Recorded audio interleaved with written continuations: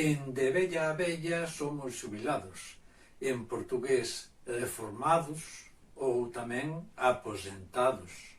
Así que temos tempo para viaxarmos a Portugal. Podemos ir de comboio, en tren. Neste 2021 é algo lento, aínda que cómodo.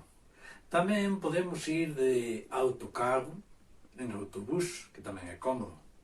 Mais a maioría de nós queremos ir no noso carro, no noso coche. Onde el vai que xa non hai alfándega. Así que o único problema que podemos atopar poden ser as autoestradas de pagamento. As de portaxe, peaxe, hai que pagar con cartos ou cartón, tarxeta. Mais se levamos a nosa vía T, podemos pasar directamente por onde non hai barreiras e pon reservada a aderentes ou vía verde. É o caso da A3 por Braga a Porto. Pero tamén hai as autoestradas que só teñen pago electrónico, lanzo con portaxe en electrónica. Non hai barreiras nin cabinas, só un arco con cámaras. A autovía de Viana do Castelo a Porto é un exemplo. Para circular por elas o mellor é levar a vía T e despreocuparse. Ou senón, asociar a tarxeta de crédito nunha estación de servizo concreta en Viana do Castelo ou Chaves. É mellor, moito mellor, na internet en Correios de Portugal podemos solucionar o problema, mesmo despois de meternos nunha desas autovías sen nos decatarmos. Mellor encher en Galiza de carburante, hoxe é máis barato.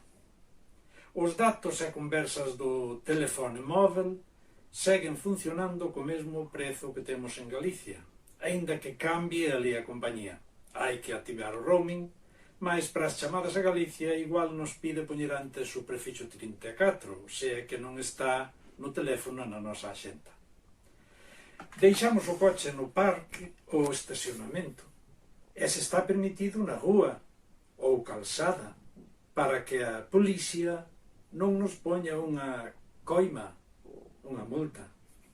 E xa podemos ir mercar algo, como uns cravos carabéis, lembrando a revolución dos cravos no 25 de abril, ou un chapéu preto, un sombreiro negro, e logo ir almoçar lampreia, leitão, leitón ou cabrito.